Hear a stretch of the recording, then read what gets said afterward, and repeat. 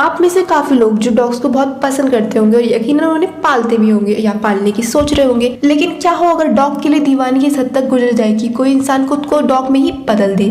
तो सुनकर अजीब जरूर लगा होगा, लेकिन है बिल्कुल सच। जी हाँ, ब्राजील के रहने वाले और पेशे से आर्टिस्ट रॉड्रिगो कुत्तों को बहुत पसंद करते थे। वे चाहते थे कि लोगों को उनके चेहरे में एक डॉग का चेहरा नजर आए। अब इसके लिए उन्होंने लोकल अथॉरिटी से इजाजत लेने के बाद एक बीमार कुत्ते को मार दिया। बाद में उस कुत्ते के चेहरे को रॉड्रिगो से मिलते एक नकली चेहरे में जोड़ा गया। चेहरा जोड़ने के बाद वह किसी कुत्ते की तरह ही दिखने लगे। उनकी ये तस्वीरें दुनिया भर में वायरल हुई और इसके बाद रॉड्रिगो एक डॉगमैन के नाम से जाने जाते हैं।